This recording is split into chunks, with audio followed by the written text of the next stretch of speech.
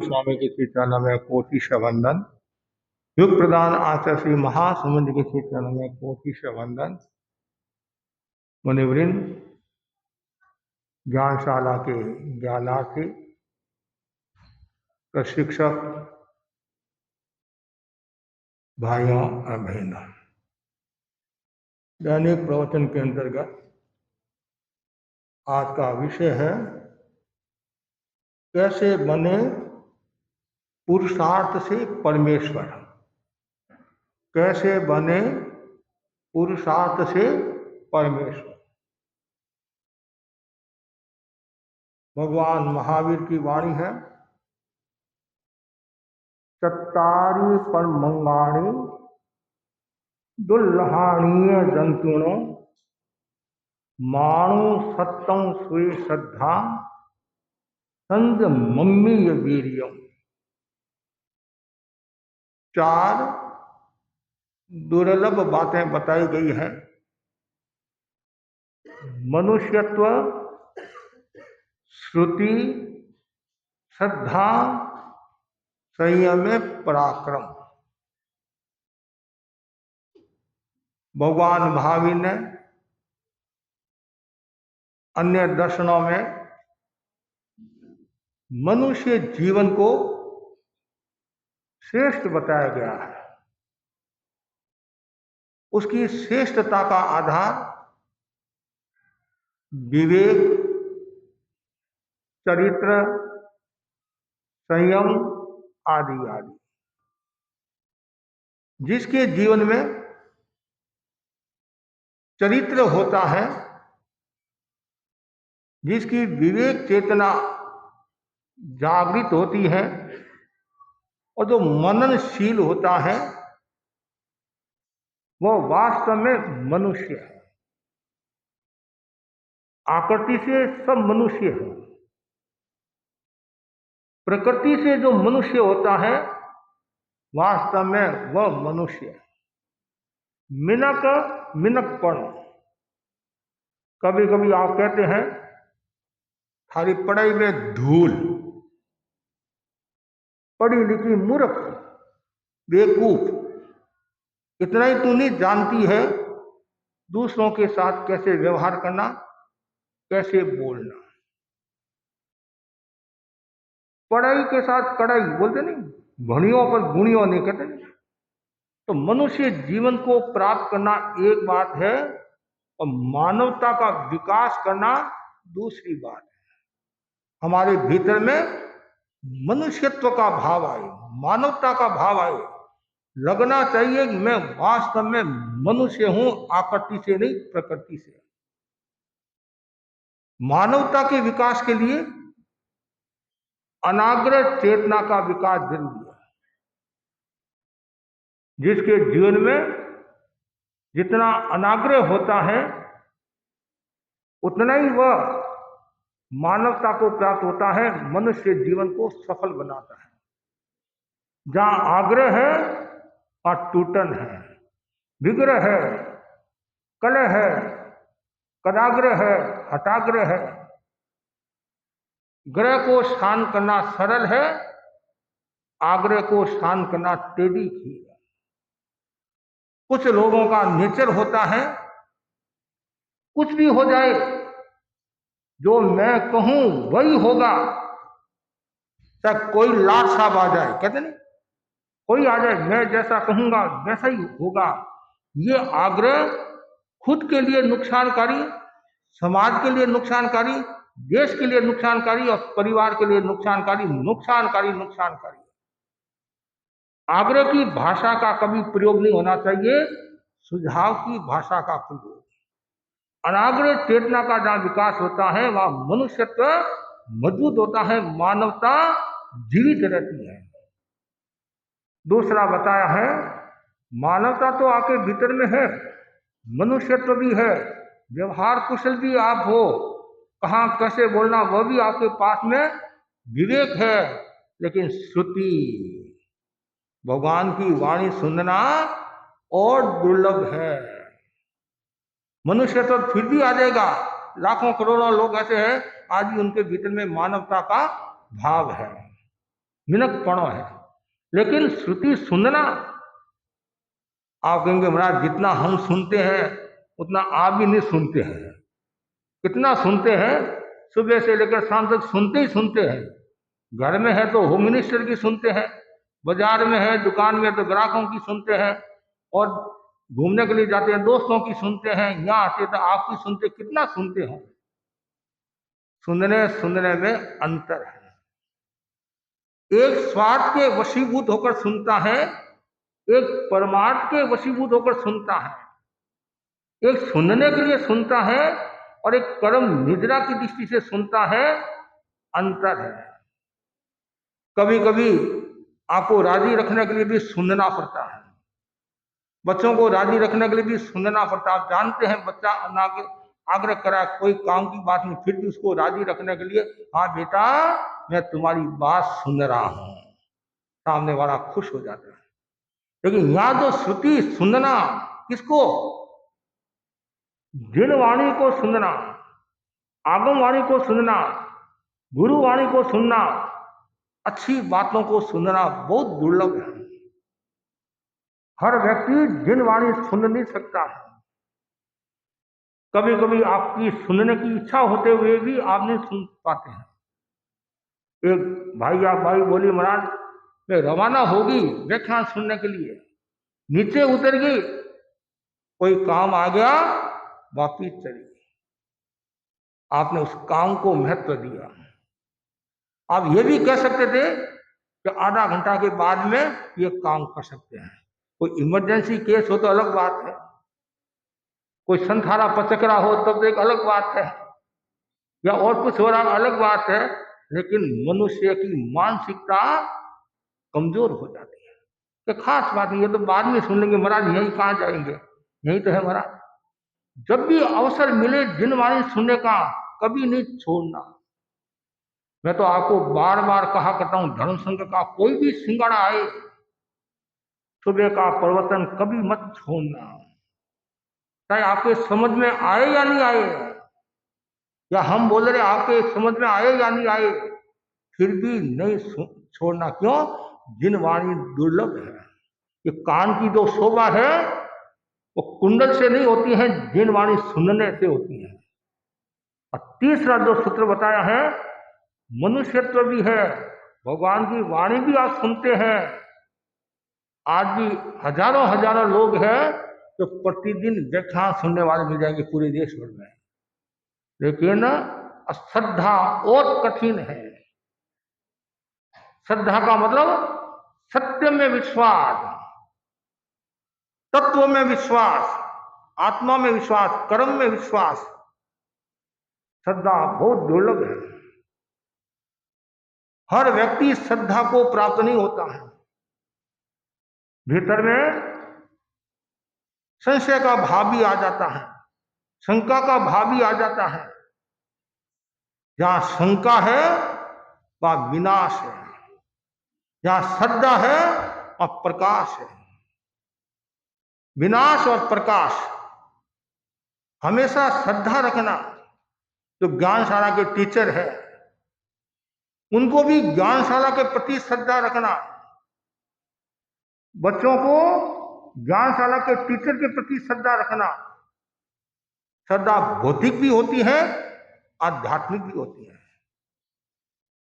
श्रद्धा हमेशा ऐसी होनी चाहिए जिससे आपको कोई विचलित नहीं कर सके। सुलसा की तरह श्रद्धा होनी चाहिए, चंपाबाई की तरह, बालोतरा की, उसकी तरह श्रद्धा होनी चाहिए। ऐसे तो आपकी हमारे प्रति श्रद्धा ही श्रद्धा है, बहुत अटूट श्रद्धा है। कब तक? जब तक आप हमारे प्रतिकूल कोई शब्द न बोले। आपने थोड़ा सा हमारे को कुछ कह दिया तो फिर हम श्रद्धा रखने वाले नहीं, तो बात दूसरी होगी। आपको मैं राजी रखता रहूं तो खाली राजी रखने के लिए श्रद्धा नहीं रखना है। श्रद्धा देव गुरु धर्म में, तत्व में श्रद्धा रखना, धर्म में श्रद्धा रखना। आज सुलसा का नाम ऐसी थोड़ी लिया जाता है, देवती का नाम ऐसी थोड़ी लिया जाता है, जयंती श्राविका का नाम ऐसी थोड़ी लिया जाता है। और भी अनेक श्रावक श्राविकाओं का जो नाम लेते हैं, ऐसे नहीं लेते हैं। उन्होंने विकट परिस्थिति में भी, संकट की घड़ियों में भी श्रद्धा को छोड़ा नहीं है। ऐसे अनेक उदाहरण हैं। तेरापंथ इतिहास आप पढ़ो, उनके जीवन में कितनी विकट परिस्थितियां आई तो कुछ भी हो जाए प्राण देने के लिए तैयार हूं, श्रद्धा नहीं छोड़ी जाती। श्रद्धा तो ग्रहण की जाती, छोड़ने की थोड़ी होती। श्रद्धा तो आत्मसात करने की होती है। हमेशा देव गुरु धर्म के प्रति श्रद्धा, कोई कितना भी कुछ कह दे, आचार्य भी यदि डांट लगा दे तो भी पैरों को मजबूत रखना। कहते हैं पैरों को मजबूत, वो कहावत नहीं, सीधा आया उबा आयो और टेढ़ो आडो, उबा आया और आडो जाऊंगा। कितनी गहरी बात है। धर्म संघ में भी कभी कभी ऐसी घटनाएं घट जाती हैं, लेकिन जो समझदार साधु होता है, कुछ भी हो जाए, संघ मेरा प्राण है, गुरु मेरे प्राण है, धर्म मेरा प्राण है, इसको मर जाऊंगा तो भी नहीं छोड़ूंगा। उस व्यक्ति का आज नहीं कल मूल्य होता है। तो श्रद्धा बहुत दुर्लभ है। बच्चों को भी कहना चाहूंगा, आप भी जैन धर्म के प्रति श्रद्धा रखना, तेरापंथ धर्म संघ के प्रति श्रद्धा रखना, गुरु के प्रति श्रद्धा रखना। प्राण चले जाए लेकिन कभी अपना धर्म नहीं छोड़ना और कभी भी गलत वस्तुओं का सेवन नहीं करना। हम जैन हैं, जैन के प्रति हमारी आस्था है, इसलिए हम कभी नॉनवेज नहीं खाएंगे, न कभी गलत भोजन करेंगे, न दुराचार की ओर जाएंगे। होटल और बोतल से हम बचेंगे, होटल और बोतल से बचना है। श्रद्धा, क्यों मैं जैन हूं और जैन धर्म में मेरा विश्वास है, मेरी श्रद्धा है, इसलिए ये गलत काम मैं नहीं कर सकता। चौथी जो बात है वह और कठिन बात है। मनुष्यत्व भी है आपके भीतर, जिनवाणी भी सुनते हैं, श्रद्धा भी है। महाराज जो फरमा रहे हैं एकदम सही बात। कहते नहीं, खमा गणी तेज वाणी, फूट गया पात्रा निकल गया पानी, लेकिन ऐसी श्रद्धा नहीं है। श्रद्धा मजबूत। और फिर चौथा जो सूत्र है, संयम में पराक्रम, ये और कठिन काम है। पराक्रम तो आप बहुत करते हैं, कितना पराक्रम करते हैं सुबह से लेकर शाम तक। कभी कभी हम देखते हैं हमारी बहनें भी कितनी पराक्रम करती है, भाई भी कितने पराक्रम करते हैं, घर में भी करते हैं, व्यापार में भी करते हैं, यहां भी करते हैं। पराक्रम पराक्रम में अंतर है। एक भौतिक पराक्रम, एक आध्यात्मिक पराक्रम। किसी व्यक्ति को यदि परमेश्वर बनना है तो उसके लिए पुरुषार्थ जरूरी है। पुरुषार्थ कौन सा? सम्यक पुरुषार्थ। वैसे तो आपका दिमाग खूब चलता है, खूब आप पुरुषार्थ करते हैं, वास्तव में सम्यक पुरुषार्थ करने वाला व्यक्ति परमेश्वर को प्राप्त होता है। और ऐसे भी व्यवहार में भी आप देखो, जो व्यक्ति मेहनत करता है उसका मूल्य बढ़ जाता है, और जो मेहनत नहीं करता है उसका मूल्य घट जाता है। हमेशा मेहनत करना। एक दोहे में भी बहुत सुंदर कहा है, बहुत अच्छा कहा, बच्चों ध्यान से सुनना। मेहनत करे मानवी, मेहनत करे मानवी, मेहनत राखो मान, बिन मेहनत रीजे नहीं, धनी गुरु भगवान। कितना सुना? धनी। मेहनत जो करता है तो उसका मान बढ़ता है, और जो मेहनत नहीं करता है, धनी माने मालिक भी राजी नहीं होता है, गुरु भी राजी नहीं होता है, भगवान भी राजी नहीं होते हैं। और जो मेहनत करता है तो भगवान भी राजी, परिवार के लोग भी राजी होते हैं। वो राजस्थानी कहावत है नहीं, चाम प्यारी नहीं, हाँ चाम प्यारी नहीं है, काम प्यारा। कितना सुंदर कहा है, चाम और काम। लेकिन आपको चाम और दाम अच्छे लगते हैं, चाम और दाम अच्छे लगते हैं। ये दाम भी काम का नहीं है, और काम करेगा तो उसका मूल्य बढ़ जाता है, बढ़ जाएगा। चाम अपनी जगह है, दाम अपनी जगह है, लेकिन काम का अपना मूल्य है। भिक्षु स्वामी कितना पुरुषार्थ करते थे सुबह से लेकर शाम तक। उनके जैसा व्यक्तित्व मिलना बहुत मुश्किल है। कितने लोगों को उन्होंने तारा, कितने लोगों को उन्होंने समझाया और कितने लोगों की आत्मा का उद्धार किया और संयम दिया। इसलिए हमेशा मन में पुरुषार्थ का भाव है। हमने भिक्षु स्वामी को नहीं देखा, जयाचार्य को नहीं देखा, गुरुदेव तुलसी को देखा। कितना श्रम करते थे, कितनी मेहनत करते थे। जो श्रम करता है, मेहनत करता है, तो परमेश्वर को प्राप्त होगा। और हमारी समस्या क्या है? पुरुषार्थ हमारे से होता नहीं है। मेरा सीधा भगवान हमारे यहां आ जाए, मैं सीधा भगवान बन जाऊं। जो विलासिता का जीवन जीता है, भोग का जीवन जीता है, असंयम का जीवन जीता है, दुराचार हिंसा का जीवन जीता है, वो कभी भी भगवान से साक्षात्कार नहीं कर सकता।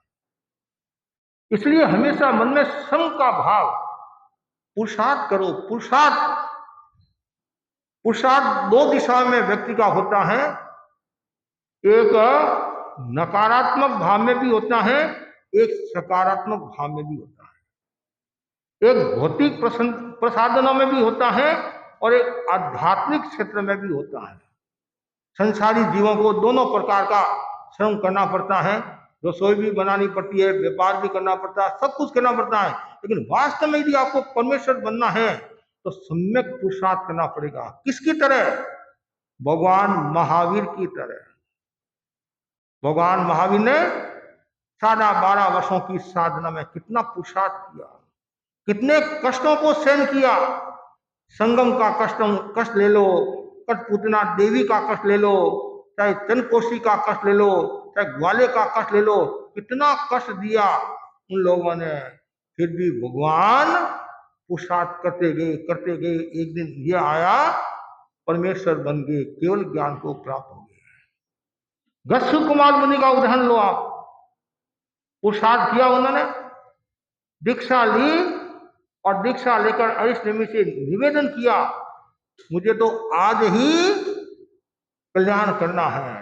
तो वो तो भगवान थे, जानते थे। भगवान ने कहा तुम भिक्षु की जो 12वीं प्रतिमा है, उस प्रतिमा को तू स्वीकार कर। श्रावक के 11 प्रतिमा होती है और साधु के 12 प्रतिमा होती है। हमारे श्रावक मोहनलाल जी सामसुका ने कल से प्रतिमा प्रारंभ की है। जैसे भी धनराज जी ने की नहीं, वैसे ही अभी हमारे मोहनलाल जी जो सुमंगल साधना करने वाले साधक भी है, अभी गुरुदेव की सेवा करके भी आए हैं। कल से इन्होंने 3 या 5 प्रतिमाओं को करने का लक्ष्य रखा है और हम इनके प्रति आध्यात्मिक मंगल कामना करते हैं। तो बहुत जरूरी है। तो गस्सु कुमार मुनि ने भगवान से निवेदन किया। भगवान ने कहा तू परमेश्वर बनना चाहता है, संसार में साधना करना। भिक्षु की 12वीं प्रतिमा को स्वीकार करके एक 10 साल का बालक निडरता के साथ एक ही लक्ष्य, परमेश्वर परमेश्वर, मतलब कर्म क्षय करना है मुझे। और वहां जाकर साधना में लग गए, सम्यक पुरुषार्थ किया, परिणाम ये आया, सिद्ध बुद्ध मुक्त हो गए।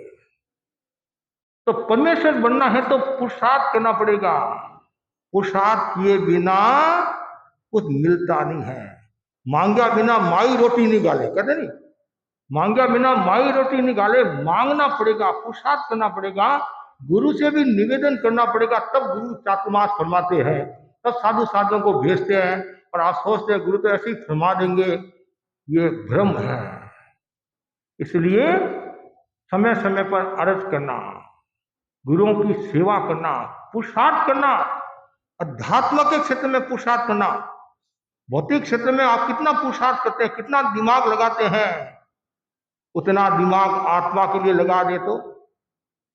अब मोबाइल में इतना दिमाग लगाते हैं, लैपटॉप में इतना दिमाग लगाते हैं, टीवी में लगाते हैं और बातों में लगाते हैं। 10% भी यदि आत्मा के लिए लगा दे, आत्मा में पुरुषार्थ कर ले, आत्मा के लिए पुरुषार्थ कर ले, तो वो दिन दूर नहीं है तो आप परमेश्वर नहीं बनोगे। भगवान महावीर गौतम स्वामी को क्या कहते हैं? उत्तराधीन सूत्र का जो 10वां अध्ययन है ना, समयम गोयम मापमान, ये जो अध्ययन है, किन्नो हुसी अन्न वंग महंग किम पुंसितसी तीर मागो अभी तुर पारुं गमित समयम गोयम मापमाए। ये गौतम, तू महान समुद्र को तैर गया है और तीर के निकट पहुंचकर क्यों खड़ा है? उसके पास जाने के लिए जल्दी करते हैं। कितना है वो कहा जाता नहीं, एक धक्का और दो संसार को छोड़ दो, एक धक्का और दो संसार को छोड़ दो। कभी कभी हमारे भाई बहनों में इतना वैराग्य होता है, इतना त्याग होता है, तो हम थोड़ी प्रेरणा देते हैं कि 5वें गुणस्थान में तुम हो, एक और आगे बढ़ जाओ, 6वां गुणस्थान आ जाएगा। बस अब तुम तीर पर खड़े हो, भगवान कह रहे हैं अब तुम्हारी नैया पार होने वाली, क्यों तुम परमात्मा करा है, सजग सजग सजग और सजग रहे और कल्याण हो गया। कभी कभी तीर पर आकर भी हम वापिस पीछे हट जाते हैं, किनारे आगे और पीछे हट जाते हैं। कभी आप सब काम पूरे करके अब संकल्प जैसी तैयारी है, मुझे अब आगे बढ़ना है, और वहां पहुंच भी जाते हैं, फिर पीछे हट जाते हैं। पीछे हटना नहीं है, हमेशा आगे रहना है, और आगे रहेगा तो वो कुछ पाएगा। धर्म के क्षेत्र में आगे रहना है, सम्यक पुरुषार्थ करना है। जिन महापुरुषों ने पुरुषार्थ किया उनको सफलता प्राप्त हुई, और जिन्होंने पुरुषार्थ नहीं किया वो ऐसे के ऐसे रह गए। बच्चों को भी कहना चाहूंगा, अभी आप छोटे हो, कभी भी आलस मत करना, श्रम से जी मत चुकाना, हमेशा आगे रहना आगे रहना आगे रहना। ज्ञान में भी श्रम करना, ज्ञान में श्रम करोगे तो आप आगे बढ़ोगे। अभी कल आपकी प्रस्तुति है, तो कुछ दिन से आप श्रम करे हो, मेहनत करे हो, नहीं पुरुषार्थ करे हो, तैयारी करे हो, और तैयारी करोगे तो अच्छी प्रस्तुति होगी, और तैयारी नहीं करोगे तो अच्छी प्रस्तुति कहां से होगी? तो श्रम तो करना ही पड़ेगा। कपड़ा भी पहनना है तो श्रम करना पड़ेगा ना, रोटी खाना है तो भी श्रम करना पड़ेगा। एक बच्चा बोला, माँ मेरे से रोटी नहीं खाई जाती है। क्या कहा? मेरे से रोटी नहीं खाई जाती है। तो माँ ने कहा, बेटा मैं तुम्हारे लिए चूरमा बना दूंगी। तो माँ ने चूरमा बना दिया। फिर बेटा बोला, माँ मेरे से मुंह में नहीं रखा जाता है। माँ ने कहा, बेटा मैं तुम्हारे मुंह में रख दूंगी। फिर थोड़ी देर के बाद में बोला, माँ मेरे से चबाया नहीं जाता है। तो क्या तुम्हारा बाप चबाएगा? चबाना तो तुम्हारा ही पड़ेगा, इतनी व्यवस्था तुम्हारे को करके दे दी है, चबाना वो तो काम करना ही पड़ेगा। नहीं, अब वो भी आपसे नहीं होता है तो फिर आगे कैसे बढ़ोगे? संसार के क्षेत्र में भी श्रम जरूरी होता है, और शरीर को स्वस्थ रखना है तो भी श्रम जरूरी है। जो हेल्दी मतलब करे श्रम करता है तो वो व्यक्ति हमेशा अच्छा रहता है, उसका स्वास्थ्य अच्छा रहता है, और हार्ट भी मजबूत रहता है, पेट की क्रिया भी स्वस्थ रहती है, श्रम करता है, मेहनत करता है। पुराने समय की बहनें सुबह उठकर घटी पीसती थी, घटी पीसती थी और पूरे आसन हो जाते थे। आज तो आप लोग घूमने के लिए जाते हैं और स्विमिंग पूल में जाते हैं। मैं बहनों को कहना चाहूंगा, भाइयों को भी कहना चाहूंगा, इस अनावश्यक हिंसा से बचना चाहिए। एक पानी की बूंद में असंख्य जीव होते हैं, और छूना मैंने घरों में भी बड़े बड़े क्या बोलते, टब बोलते क्या बोलते हैं, हाँ हाँ, उसमें बैठकर और आपका आनंद आ रहा है। हाँ, फवारे के नीचे आदि है। बच्चों ध्यान रखना, कितनी हिंसा होती है, एक पानी की बूंद में असंख्य जीव, और पर्यावरण कितना दूषित हो रहा है, कितना नुकसान हो रहा है। ये अनावश्यक पानी गिराना भी एक रोग का घर है, कितनी बीमारियां होती हैं। इसलिए हमेशा ध्यान रखना। तो पुराने समय में बहनें कितनी मेहनत करती थी, उनका शरीर स्वस्थ रहता था, वो 100 ग्राम 50 ग्राम घी भी खा लेती तो भी उनके कुछ नहीं होता, और आज 2 ग्राम घी खाना है तो भी भारी काम। क्यों? श्रम छूट गया, मेहनत छूट गई। अब कहाँ से मेहनत, सब घूमना फिरना ज्यादा हो गया। एक एक घर में नौकरानी इतने, मतलब नौकर इतने मिल जाएंगे। जब हम घरों में जाते हैं, सदस्य तो 2 और नौकर 5। कभी कभी मन में आता है ये जो मकान है नौकरों के लिए बनाया होगा, नौकरों के लिए मकान बनाया होगा। वो तो आराम की जिंदगी जीते हैं और मस्त रहते हैं, आराम से नींद लेते हैं और सेठ सेठानी टेंशन में रहते। क्यों? श्रम छूट गया। अरे पसीने की कमाई का अपना मूल्य होता है। हमारे बड़े संत मुनि मोहनलाल जी आमिर फरमाते थे, जिंदगी को जीने लायक रहने दो और प्यास को पीने लायक रहने दो, तो मत बन जाओ एयर कंडीशनर, खून को पसीने लायक रहने दो। जो जितना ज्यादा कठोर श्रम करेगा उसकी सजा उतनी ही कोमल होगी। श्रम से कभी जी नहीं चुराना। इसलिए आचार्य प्रवर को देखो, सुबह से लेकर शाम तक कितना श्रम करा रहे हैं, कितनी मेहनत, और साधु साधियों को भी प्रेरणा देते हैं कि भाई श्रम करो, ज्ञान में, दर्शन में, और लोगों को संभालो, आदि संभालो। श्रम जरूरी है। जो जितना ज्यादा निर्वृत्त श्रम करेगा, आध्यात्मिक श्रम करेगा, सम्यक पुरुषार्थ करेगा, तो परमेश्वर मतलब भगवान से साक्षात्कार कर सकता है। यदि आपको भगवान से साक्षात्कार करना है तो सम्यक पुरुषार्थ करना पड़ेगा, संयम में पराक्रम। हम दूसरी प्रवृत्ति में इतना पराक्रम करते हैं, उनकी अपेक्षा आत्मा के लिए पराक्रम करें। संयम और तप के द्वारा आत्मा को भावित करे, आत्मा को उज्जवल बनाए। महर्षि कौन? संत मम्मी ये वीडियो हम बोलते हैं। महर्षि कौन होता है? पर्क मेजा तो संत मम्मी। तो संयम और तप में जो पराक्रम करता है वो महर्षि होता है और ऋषि होता है। आज ऋषि मुनियों के बारे में हम सुनते हैं, वो कितना श्रम करते थे, कितनी मेहनत करते थे। बच्चों, आपको भी कहना चाहूंगा, आप भी मेहनत से जी मत चुराना। स्वयं का काम स्वयं को करना चाहिए। स्वावलंबी जीवन, तो स्वावलंबी जीवन जीता है तो उसको कितना आनंद की अनुभूति होती है। और जो दूसरों पर आधारित रहता है, पराश्रित रहता है, पराधीन रहता है, तो कभी काम आपका अच्छा भी नहीं होता है, फिर आपको रोना आ जाता है। मम्मी काम नहीं करती है, पापा काम नहीं करते हैं, हम दूसरों के भरोसे क्यों रहे? खुद का काम खुद को करना चाहिए, दूसरों का सहयोग करना चाहिए, न कि दूसरों से सहयोग लेना चाहिए। कितना सुंदर का ध्यान से सुनने की बात हमारे साधु साधु फरमाते हैं। आपने साधु संतों का काम किया और काम करके भूल जाओ, और आपने किसी से काम लिया है, जिंदगी भर तक याद रखो। आपने काम किया तो भूल जाओ, भूल जाओ। वो लोग कहते नहीं मेरे काल में ये हुआ, ऐसा हुआ, वो सब भूल जाओ। आपने किसी से सहयोग लिया है, वो याद रखो कि इसने मेरा सहयोग किया था। कितनी गहरी बात है। तो आचार्य प्रभु फरमाते ये हमारा कर्तव्य है। किसको क्या देना, हमारा कर्तव्य है। हम तो कर्तव्य का निर्वहन करते हैं, लेकिन ये मन में भावना रहे, मैं हमेशा सम्यक पुरुषार्थ करता रहूं। और जो व्यक्ति सम्यक पुरुषार्थ करेगा वो व्यक्ति आगे बढ़ेगा। तो इसलिए कहा गया नहीं, ध्यान से सुना बच्चों, कितना ध्यान ध्यान से सुन रहे हैं आप? हाँ, वेरी गुड। बेकार मत बैठ, कुछ काम किया कर। बेकार मत बैठ, कुछ काम किया कर। और काम न हो तो धोती फाड़ सिया कर।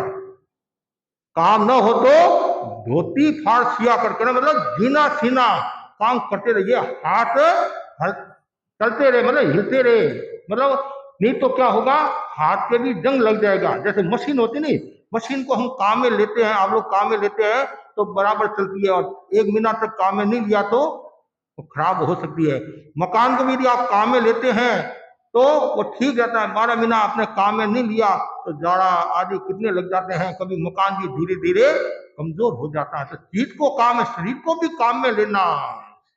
ये शरीर कितना हमारा उपकारी है, साधना में सहयोगी है, तो इसका भी ध्यान भी रखना है और इसको विलासी नहीं बनाना है। श्रम करते जाओ, मेहनत करते जाओ। इसलिए कहा गया है, सहारा जो गैरों का तख्ता रे, सहारा जो गैरों का तख्ता रे, ये तस्वीर बनकर लटकते रहे, ये तस्वीर बनकर लटकते रहे। तो दूसरों के सहारे पर आधारित रहता है, मेरे को सहारा मिले, सेव करे, सेव करे। अभी कभी कभी देख रहे, पहले तो 1-1 किलोमीटर आप पैदल चले जाते थे, अब 1 मिनट भी यदि आपको पैदल चलना है, इंतजार करते हैं टैक्सी वाला आ जाए, मोटर वाला आ जाए, कार वाला आ जाए। 15 मिनट वहां खड़ा कर लेंगे आप, और घर जाने का 1 मिनट का रास्ता है, तो भी आप इतने आरामी हो गए हैं, इतने विलासी हो गए हैं कि मैं पैदल कैसे जाऊं, मैं बड़े घर का आदमी हूं। अरे बड़े घर का छोटे घर की बात नहीं है, तो श्रम करता है वो आगे बढ़ता है। तो सहारा दूसरों के सहारे पर आधारित रहता है तो वो लटकता रहता है, जो लटकता है वो खटकता रहता है। इसलिए आवश्यकता है हर व्यक्ति को ये मतलब पुरुषार्थ करना चाहिए। उद्योगो नास्ति दारिद्र्यम, जो पुरुषार्थ करता है तो दरिद्रता का निवास, ऐसा कहा जाता नहीं। जो व्यक्ति श्रम करता है वो कभी भूखा नहीं रहता। श्रम करता है भूखा कहां से रहेगा, कुछ न कुछ उसको कहीं न कहीं जुगाड़ मिल जाएगा, कहीं न कहीं व्यवस्था मिल जाएगी। हम श्रम ही नहीं करते हैं, मेहनत ही नहीं करते हैं।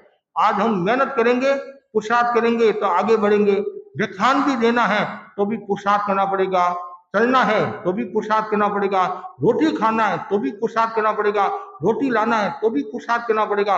हर चीज में पुरुषार्थ होता है और अध्यात्म के क्षेत्र में पुरुषार्थ का एक अलग मूल्य होता है। तो बस मैं इतना ही आपको कहना चाहता हूँ, आप यदि अपने जीवन को अच्छा बनाना चाहते हैं और पुरुषार्थ, सम्यक पुरुषार्थ से परमेश्वर बनना है, तो इन सब चीजों का ध्यान रखना चाहिए।